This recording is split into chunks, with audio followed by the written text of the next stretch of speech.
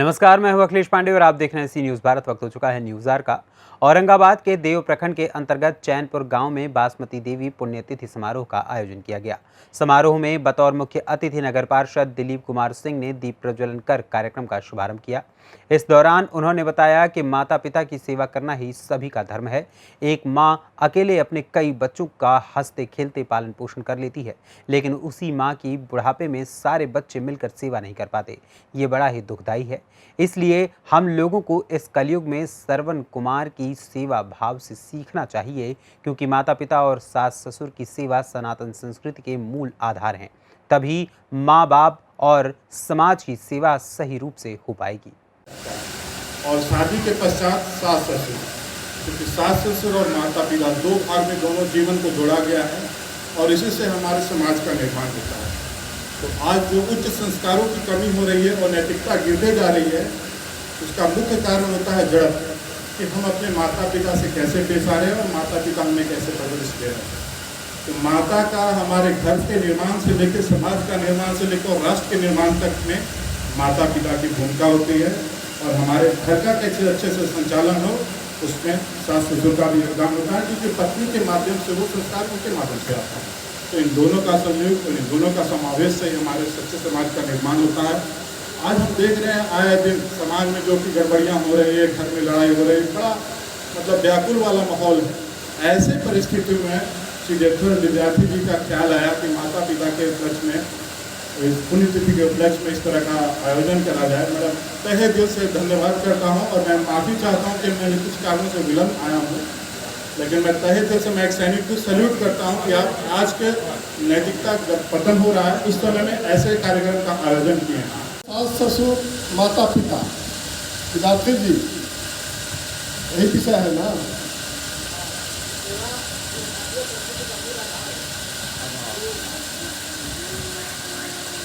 तो आज के जो समय चल रहा है, इसको कलयुग बोलते हैं। पहले के लोग बाल बच्चा माई बाबूजी बोलते थे, आज के बाल बच्चे मम्मी और डैडी बोल रहे हैं।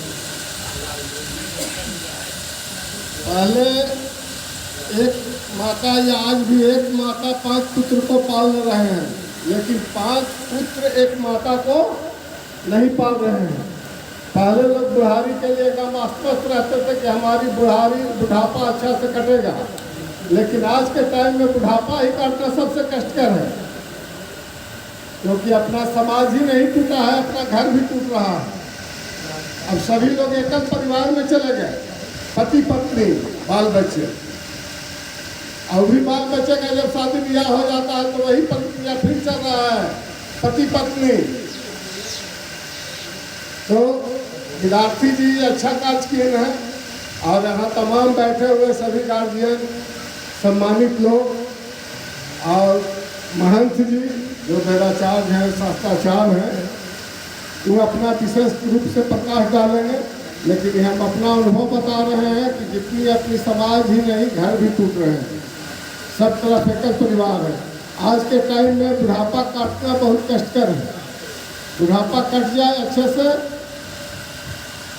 तो उस व्यक्ति का, उस मनुष्य का जीवन समझिए कि सार्थक है। और सब भौतिकता बाद में ही हो रहा है, सिर्फ दौड़ है, हवस है पैसा की, उसी में परिवार टूट रहा है, उसी में लोग एक दूसरे से भागे। यही अपने आप में बता रहा है कि मामला बहुत ज़्यादा नियंत्रण से बाहर हो गया है। उसके लिए हम बैनर टंगवा रहे हैं कि माँ बाप की सेवा करें, पूर्वजों को याद करें, ये करें वो करें। ये तो स्थिति उत्पन्न होनी ही थी इस देश में।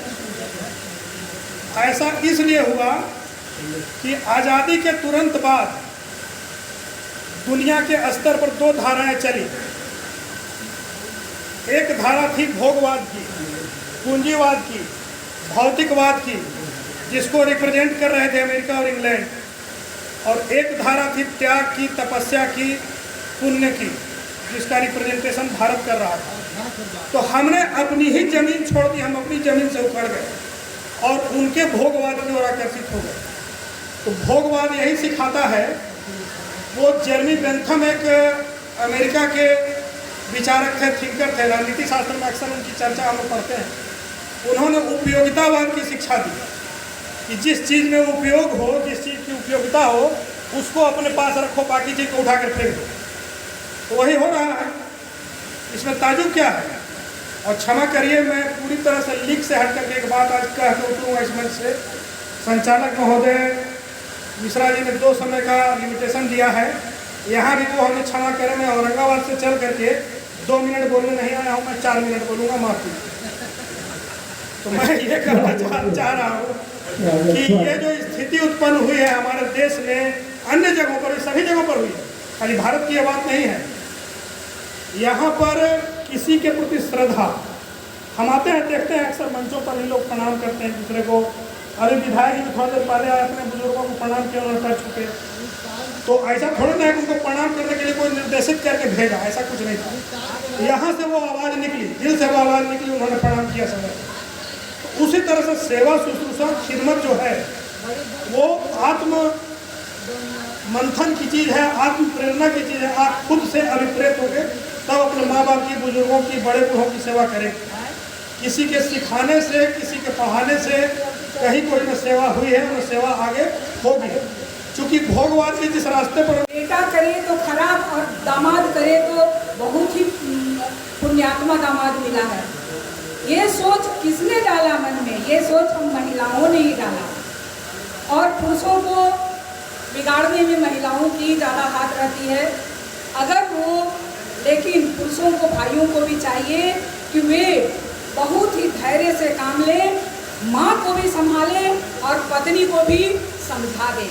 बस मैं एक लाइन और बोलना चाहती हूँ। एक बेटी ने बहुत ही अच्छा उत्तर दिया जब पूछा गया, बोली कि एक औरत की जिंदगी माँ के गर्भ से प्रारंभ होती है और पिता के चरणों से होते हुए पति के द्वार पर जाकर सुख सुविधा भोगते हुए और अपने बच्चों को पालन पोषण में ही सारी जिंदगी उनकी समाप्त हो जाती है। इतना ही में पूरा सार है कि माँ संपूर्ण धरती है, जगत है। बस माँ पापा की सेवा करें, साथ में धर्म के माता पिता, सास ससुर को भी ना भूलें।